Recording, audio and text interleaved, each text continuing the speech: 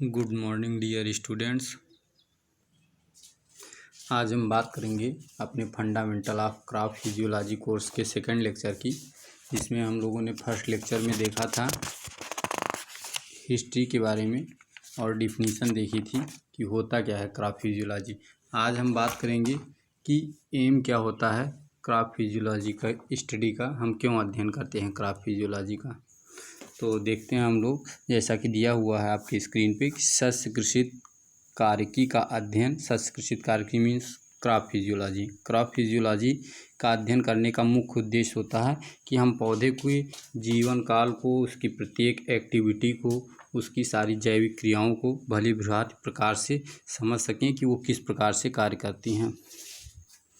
आगे हम देखेंगे कि प्रत्येक पौधे के जीवन का अपना महत्व होता है। उसके अंदर बाहर बहुत सारे कारक होते हैं जो उसकी प्रत्येक क्रिया को प्रभावित करते हैं। इन क्रियाओं को कौन से कारक कितना प्रभावित करते हैं और उनके प्रभाव का वृद्धि और विकास पर क्या इफेक्ट पड़ता है, इन सारी बातों को जानने के लिए हम क्रॉप फिजियोलॉजी का अध्ययन करते हैं।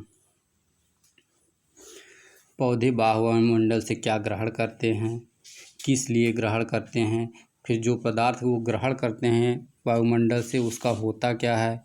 जैसे कुछ पौधे शरद ऋतु में फ्लावरिंग करते हैं, कुछ ग्रीष्म ऋतु में करते हैं, तो ऐसा क्यों होता है। तो इन सारी बातों को जानने के लिए ही हम सस्य कार्यकी मीन्स क्रॉप फिजियोलॉजी का अध्ययन करते हैं, ताकि इन सारी बातों को हम समझ सकें और अपनी आवश्यकता के अनुसार पौधे के गुणों को विकसित कर सकें।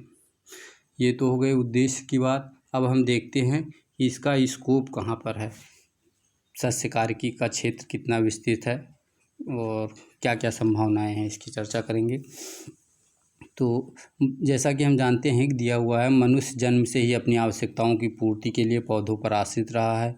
यही कारण है कि प्राचीन काल से वैज्ञानिक और सामान्य मनुष्य भी पौधों के ज्ञान के लिए लगा हुआ है कि कैसे वो ज़्यादा से ज़्यादा पौधों के बारे में जान सके। तो हम देखते हैं कि पौधों में बहुत सारी समस्याएं भी और हम लोगों की बहुत सारी समस्याएं आ रही हैं भोजन की आवश्यकता की पूर्ति के लिए।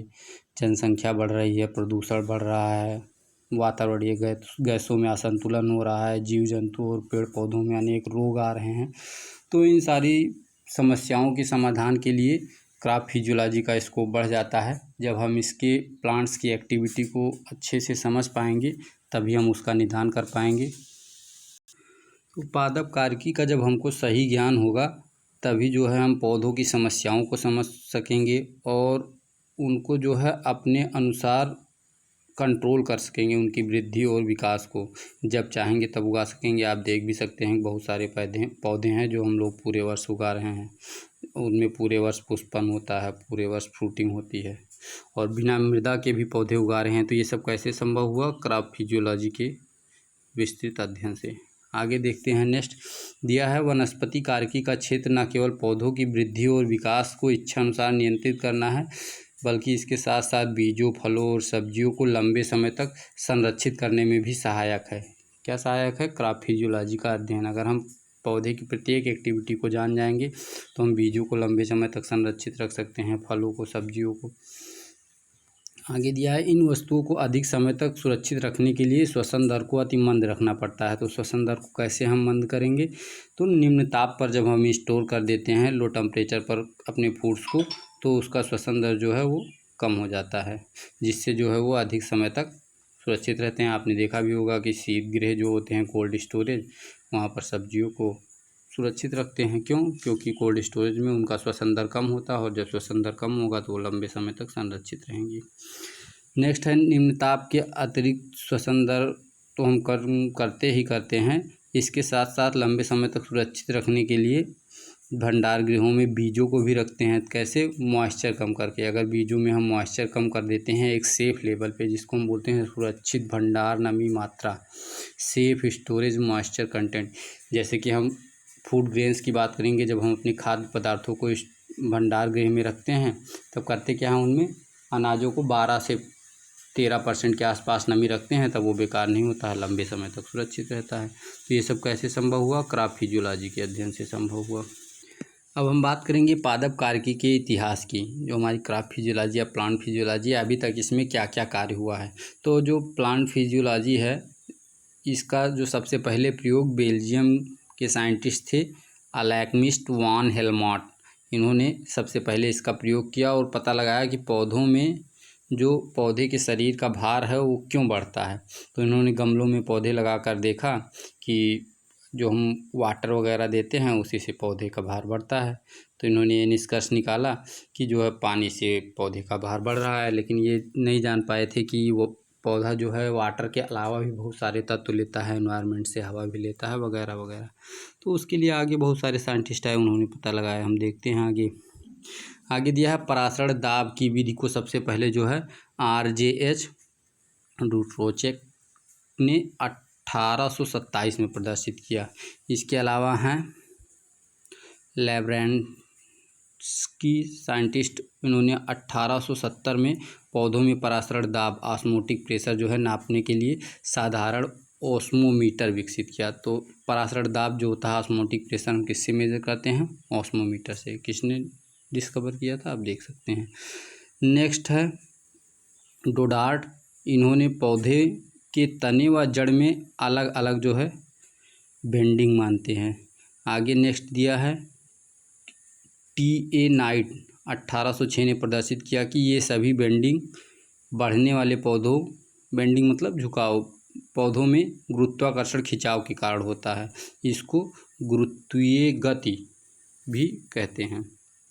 नेक्स्ट दिया है पौधों में नाइट्रोजन पोषक तत्व कि पौधे नाइट्रोजन भी ऑब्जर्व करते हैं, इसका पता JBD बॉसिंगल्ट ने लगाया था। इसके अलावा फिर आगे दिया है कई सारे साइंटिस्ट ने, सैस मेयर ने मिलकर पता लगाया कि वायु जो है पत्तियों में अमोनिया बनाती है। लेकिन जो बॉसिंगल्ट थे, इन्होंने बताया कि पौधे नाइट्रोजन तत्व केवल भूमि से नाइट्रोजन और अमोनिया के रूप में लेते हैं। भूमि से नाइट्रोजन किस रूप में लेंगे? नाइट्रोजन और अमोनिया, बाकी रूप में नहीं लेते, ये इन्होंने बताया। आगे है गैसों के अवशेषण एवं स्थानांतरण को सबसे पहले J वेस्नर एंड H मोलिस ने 1890 में बताया था। FF ब्लैकमैन ने 1895 में प्रदर्शित किया कि गैसों का आदान प्रदान स्टोमेटा द्वारा होता है। F डार्विन ने 1814 में अपने प्रयोगों द्वारा सिद्ध किया कि वातावरण में जो आर्द्रता होती है, इसके बढ़ने पर जो है ट्रांसपायरेशन रेट जो होता है, वाष्पोत्सर्जन दर, वो घट जाती है। फिर W बाटकिस्चन ने 1901 में बताया कि प्रोटियोलिटिक एंजाइम जो होता है यह अंकुरित बीजों में उपस्थित होता है, लेकिन जो हमारे डॉर्मेंट सीड होते हैं उनमें ये नहीं पाया जाता है। यह प्रोटीन पर क्रिया करके ट्रायोसिन और ल्यूसिन बनाता है। ट्रायोसिन ल्यूसिन क्या है आप जानते हैं, आपको पिछले सेमेस्टर में बताया जा चुका है कि ये एमिनो एसिड्स हैं। आगे बात करेंगे H.H. डिक्सन और T.G. मैसन 1916 ने प्रथम बार बताया कि प्रकाश संश्लेषण की क्रिया में जो शर्करा होती है शुगर बनती है और इसके बाद यही स्टार्च में बदल जाती है। तो ये इसका एक छोटा सा हिस्ट्री है। आगे अब हम लोग नेक्स्ट लेक्चर में बात करेंगे आपका कि वनस्पति कार्यकी जो आपकी है क्रॉप फिजियोलॉजी, इसका कृषि से क्या संबंध है। तो कृषि से संबंध के बारे में हम लोग देखेंगे। और ओके, थैंक यू।